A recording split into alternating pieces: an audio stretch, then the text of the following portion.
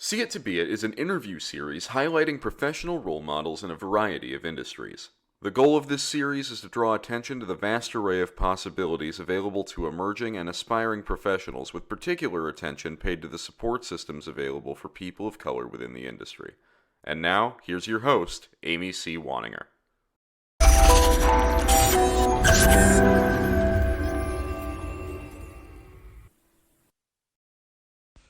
My guest today is Kristina Smith, Diversity and Inclusion Strategist. Kristina works with mid-level managers who are great at their job but are having a difficult time dealing with people who are different from them. On a personal note, Kristina is one of my dear friends, and I had so much fun during this interview. Please welcome Kristina Smith. Hi, Kristina. Thank you so much for joining me today. Thank you for having me, Amy. So it's always a pleasure to see you. And I know the last time you and I actually saw each other face to face was at the Diversity 4.0 conference. That's correct. In National Harbor, Maryland. And that was so much fun to see you there. And it was great because you and I had met before online, just kind of through a webinar, I believe. And then when we saw each other, we were both we were doing the jazz hand, girl squeal, because we were so excited to meet each other in person. So that was a lot of fun. And I was really so excited and so thrilled that you were there. That was awesome. Likewise. So I'm glad to be with you again today. I wanted to talk to you a little bit about the work that you're doing and how you got involved in that work.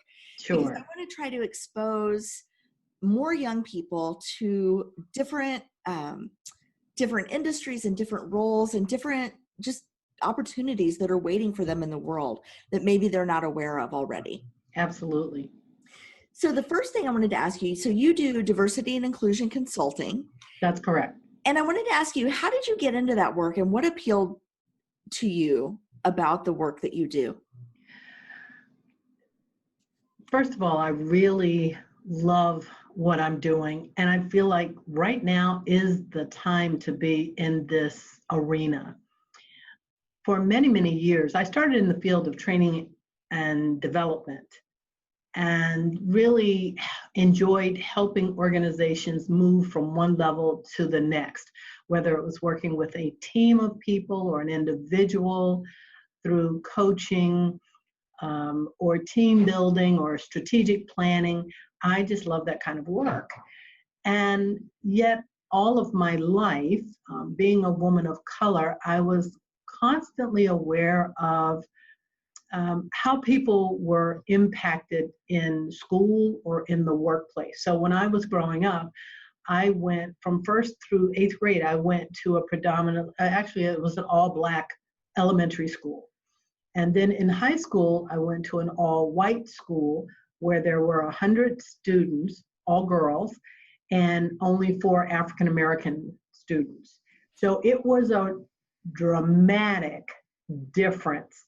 And I could see the privilege that people had when I was in school that I'd never experienced when I was in elementary school. I could see the privilege and how people were treated differently. And the experience would just really open my eyes dramatically. So I carried a lot of, in my heart, this feeling of things need to be different. And I was always asking myself the question, what role can I play in this making things different? So going through the training and development, I had a real passion for learning. That's one of the things that just make me me. I'm a lifetime learner, and then sharing information that I've learned with other people. I just love sharing information with people. So as I began to see so many organizations starting to be impacted by their lack of information about people who are different than mainstream and the impact it was having on their market share, or the people that were being impacted, my heart started racing. And I started thinking, this is the time to really start to do this work that I've been carrying in my heart since high school, really. But the forces were really coming together, and I just felt like, wow, this is it. So I'm so excited to have jumped into the pool and doing the work that I'm doing. I think that's fantastic. Now, what you described, I remember high school, going in that like 8th grade, 9th grade time frame as just a teenager, as being traumatic. And what you're talking about is a whole different level of trauma. The culture shock of going from a place where you didn't have to think about race because you were, one of many, right? Right. And then going into a place where you were other for the first time. Yes. And not just all of the adolescent drama that comes with being that age, but then that extra layer at that time, to me, just sounds like an intensely painful experience. It was really intense, and it really let me know that I was very different. And what's very interesting is originally I was not accepted into the school. My grandmother was the director of guidance counselors for DC Public Schools, and she went up to the school and advocated on my behalf. Oh, wow. Once I got into the school, I was able to discern just from conversations what people's SAT scores were, what they had done in grade school, and so on and so forth. And in many cases, my SAT scores were much higher than other people who had gotten in. And so at first it made me feel less than when I was going to the school, because I thought I must not be as smart as these other people. And I just felt like, oh, wow, maybe I don't belong here. But as I started talking to people, I was like, oh my God, I'm smarter than they are. So it was interesting. But then it made me realize, another layer underneath that. No, this is not about achievement. This is something totally different. So. And I think that's interesting too, that you went from having sort of an imposter syndrome approach to it, to realizing that you weren't falling short of a standard that existed. You were being held to a much higher standard than had existed previously. Exactly. That's exactly right. And I think that's the case for so many people who are onlys or one of a few, right? Who are integrating spaces for the first time, perhaps, or, even very slowly over time. So I think it's important for people to understand that if they're going through something like that, it may be the first time where they are, but it's not the first time. Absolutely. Shared experience. And it does feel like that when you are there seemingly alone. It feels very overwhelming. It can feel very overwhelming. But, I got through it, and I'm really glad I did. And I'm really glad that which I carried in my belly for so long made me, secretly yearn to do something to make it better for other people. That's fantastic. Yeah. I think there are two kinds of people, right? There are people who let something like that fester and become a negative in their lives. Yes. And then there are people who almost encase it and make a pearl of it. Yes. And I'm so glad that there are people like you that make a pearl out of some irritant, some painful experience, because it, that makes it so much easier for the next generation, for the next person, for the next person that experiences what you've been through. Yeah, and it really does develop, it helps to develop compassion, and an understanding. So I'm not bitter about any of those experiences. I am just on the lookout for who can I help, who can I pat on the back, hold their hand, give a hug, whatever, because it's a unique experience. Mm-hmm. Absolutely. So getting back to the work that you do, what has surprised you the most or what have you discovered about the work that you do that you didn't expect before you got into it? I just thought that with all of the companies that have experienced major faux pas, major mistakes that they've made through marketing or just some kind of advertising inappropriately their brand, that more companies would be actively saying, we need a more diverse leadership team. We need someone that will help us not fall down the rabbit hole. And so I'm really surprised that more companies are not actively reaching out. It's like companies one after another are taking the fall. And I have even posted in various social media platforms, when our company is going to really wake up to the fact that they have to be thoughtful. They need to reach out to people who are different to help them build a brand that is not going to be negatively impacted or cause them to lose market share because they make a mistake that they're not even conscious of, that it's in many cases that it's a mistake.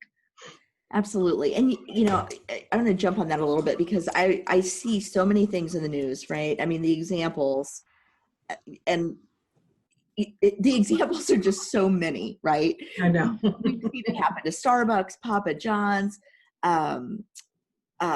what's the Dove commercial. The Dove commercial. Mm-hmm. We saw it with there was the clothing brand H&M. Yes. And was it Prada recently that had the sculptures mm-hmm. in their store display windows?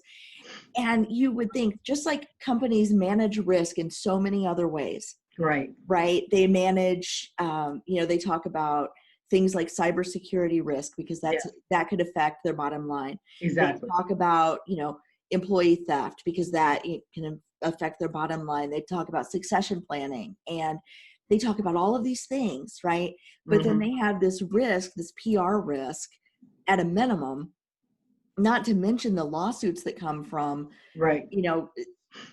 racial discrimination in the workplace.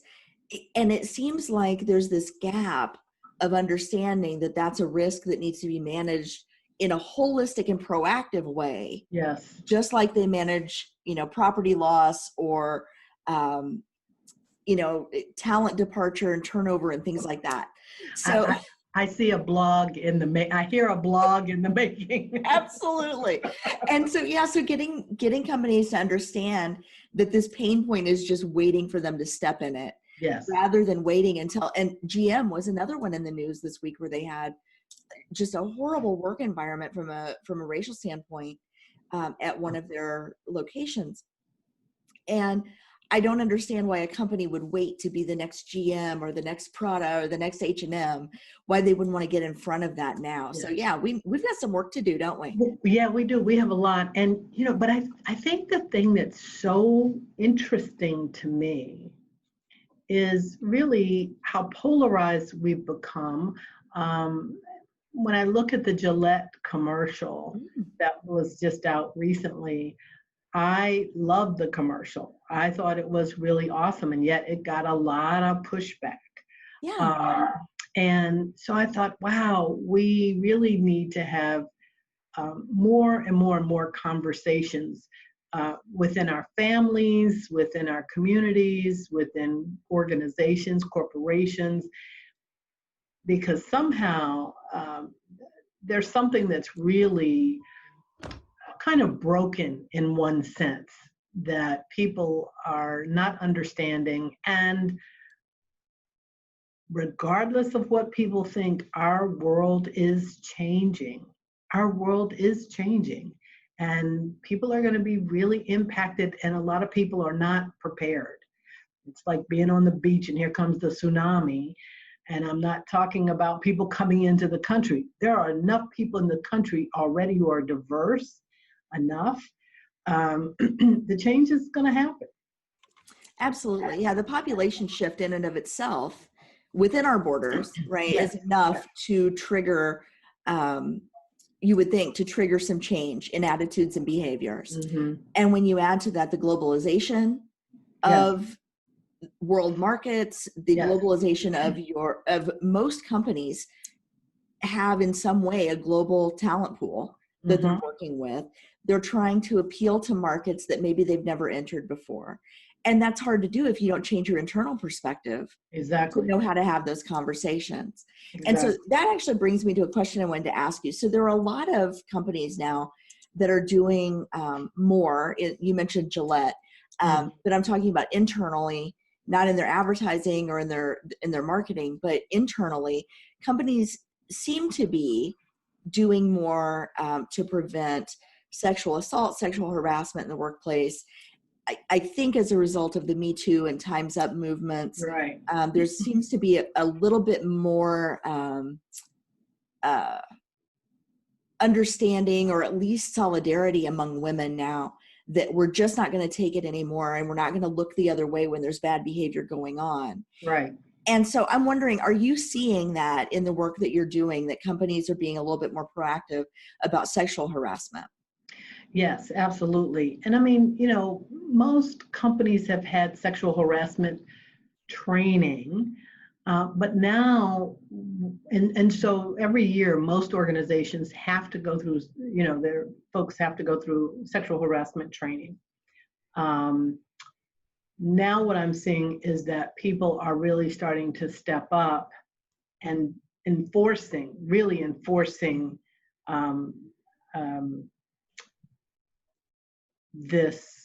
what's been mandated, technically or through HR. I was recently hired by an organization who, this is a tech organization. It is predominantly young white males. And it's a mid-sized company. They have maybe 6 to 8 females, and the women were complaining of sexual harassment. But it's not really, it's more like they're being left out of important meetings. And so they were beginning to complain. So we're working on a strategy to have conversations with the men in the organization about, how do we change this before this becomes a real problem, Absolutely, because if you're not including everyone in conversations, number one, they're missing out on information, so they can't do their jobs. Right, exactly. But number two, you're not getting their input, and you're not allowing them to be part of the innovation of the company. Yes. You're ignoring really valuable perspectives by shutting people out. And presumably these women were hired because they were qualified and they had something to contribute. I'm wondering too, though, and this is not my idea. I was at a conference and I was listening to someone speak, and she was talking about, why is it that we mandate sexual harassment training in the workplace, but we don't mandate racial harassment prevention training in the workplace? And I was wondering, have you seen any companies that are doing that are actually talking about racial harassment so that they don't become the next GM? Well, I think some of the larger companies, absolutely. So the whole thing with Starbucks was centered around race, and I think some of that is going on, but not a lot. And I think primarily because for most African Americans, they have learned to really tolerate. They've learned that this is just the way it is, and you've got to learn to work with the system. However, and this is digressing a little bit, but I'm aware, sometimes I digress and I don't realize it, but I realize I'm digressing a little bit here. The National Women's March was in Washington. Well, it was all over, but there was a really big one in Washington, D.C. I had a work commitment, so I could not attend, but I did go to the very next day a conference of women that was spearheaded by Fleshman, who is, I adore her. I do too. And I got to meet her in person. She Yeah. was here from San Francisco. And so Karen Fleshman is, she's an anti-racism activist, Yes. and her company, I believe, is called Racy Conversations. Yes, it is. She is a white woman who has made it her mission to lead the first anti-racist generation in the United States. That's correct. That's correct. And she's Which, phenomenal. But yes. go ahead. I'm sorry. So you No, got no, to no, her in no, action. that's okay. Yeah. It was really exciting. When I tell you it was exciting, because first of all, I don't know, maybe there were 120, maybe more women who had been to, most of them had been to the Women's March. Half the room was white females. The other half were African American or women of color. Great conversations, really, really, really great conversations. It was really thrilling. I was just so excited because these women were standing up saying, we have to take responsibility. We cannot hide behind our privilege any longer, number one. And there were just some amazing things that came out of this conference. And one of the things that came out of the conference was we made it a really safe place for people to say whatever they thought or felt without being judged or criticized. We knew we were all coming from a place of love and concern. But one white female stood up because one of the concepts that came out of the conference, and we talked about further, was a statement made that white women should evolve enough so that women of color can lead this revolution. And a white woman said, I'm not sure I understand why that should be the case. And you could tell she was really grappling with why. And there was a woman, and I am so sorry I don't have her name. I'm going to have to look her up. She was a professor, I think, from Stanford University, and she teaches African American politics history, and she was the moderator, she was the facilitator. And one of the things that she said, let me see if I can help you understand. And I'm sort of putting my own spin on it, but you'll get the concept. She said, what if you and 9 of your white female friends are walking through a mountain, and all of a sudden you fall into a deep abyss in the mountain, and you're lost and you're frightened. But then you come across a group of women of color who have been in this abyss for 300 years. But they have learned to navigate what's going on down here in the mountain. They've learned how to find food. They've learned how to fend off the animals. They've learned how to survive in this abyss. Who are you going to turn to for help? Are you going to turn to the woman who fell in with you just 4 hours ago, or the people who've been there for 300 years? It was fantastic. It was just really fun. And the woman said, I get it. And everyone in that room did a collective sigh, like, we get it. Yeah. We get it. It was so powerful. It was so encouraging. And I think white women have, we're new to this party, right? Mm-hmm. The oppression that we felt has not been as severe. It has not been as acute and as sustained. Mm-hmm. Right. Just because something's chronic doesn't mean that it's not an acute pain. Right. And I think for a lot of white women, we're like, oh my gosh, we're so tired of these conversations.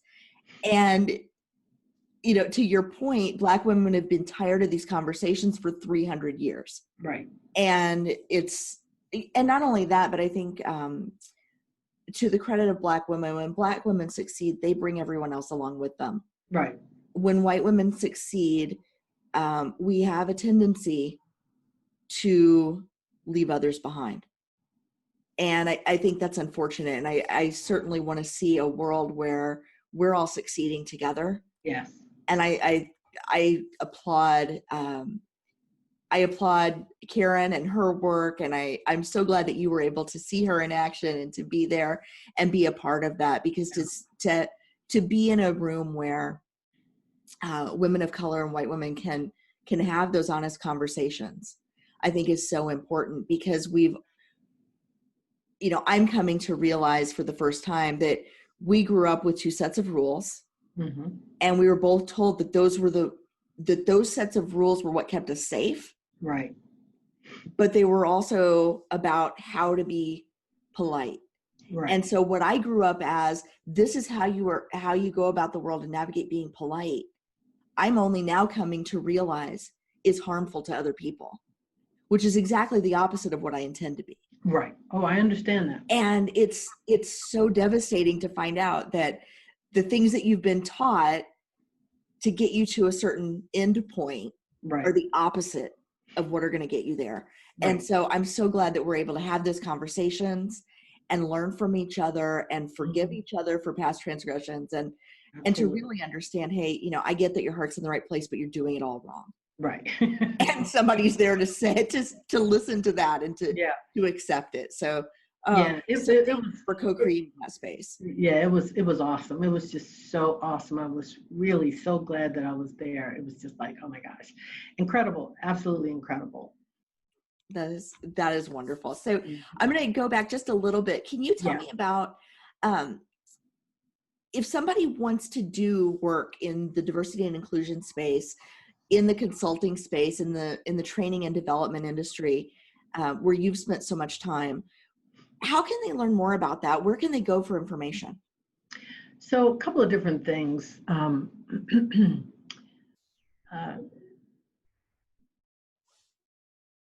It used to be called the American Society for Training and Development. They've changed their acronym now to ATD, which is the American Talent Development Association, I guess it is. So people can go and do some research on that. Definitely, there are all kinds of school programs now that offer training and development, organization improvement, organization development. All of those are great forays into this area. But also, even though I had done all this work in training and development for 15 plus years, probably 20, I knew that I didn't want to just jump out there and start doing diversity work. I really did some research and decided to go to the Institute for Diversity Certification. The Institute for Diversity Certification, they have, and there are other organizations, I just happen to like that particular organization. Went and studied with them. It was, at that time, it was a 3.5-day class, and then you take a national exam, and then you also have to do a project, and the project was to be certified as a diversity professional. So there are other organizations that do that, but the Institute for Diversity Certification met my needs. And I really enjoyed the process because it takes you all the way through the history of where we started, where did this all start, where are we now? And they do a lot of ongoing workshops and seminars to keep us abreast of what's happening currently in the field. And they're constantly putting out articles and information that I find to be really, really timely and helpful. So I would say definitely reach out to one of those organizations. Now that same organization is doing online training. So I had to actually go out to Indianapolis. It was cool because I got to meet some people that now I can network with, and if I'm in a situation where I'm pondering, I can pick up the phone and call someone that I've made a connection with. But you can also do that training online now. So I think that's great. And what about organizations? Are there any organizations that exist specifically to help people of color connect or feel a part of something bigger in the training and development industry? Because I think for a lot of folks, if they might be the only where they are and not realize that there's this big world out there of people that can support and help them. So That's a really good question. And there are a couple of things. One is there's the lack association of human resources professionals, that most of training, most of diversity work comes under the umbrella of human resources. So that's a great place to connect with, to network with people who are actually responsible for hiring people. If you're going to be an outside consultant, you can connect with that organization. There's another organization I was thinking about. I just had it. And then even if you wanted to just network with SHRM, the national organization of human resources professionals, there are lots of African American leaders who are in those roles. So that's another option. And like I said, the American Talent Development Organization as well. And within those groups, they have networking groups. Oh, okay. Yeah. So within the broader, there's like a broad organization, and then there's special interest groups or affinity groups within those larger professional associations. Yes, absolutely. Excellent. All right. Well, Kristina, thank you so much for your time and your wisdom and your insights today. This has been, from my perspective, a phenomenal conversation. I look forward to many more with you. Absolutely. Thank you so much, Amy. I really appreciate the work that you're doing. And yes, I hope we get to chat again soon. Thank you.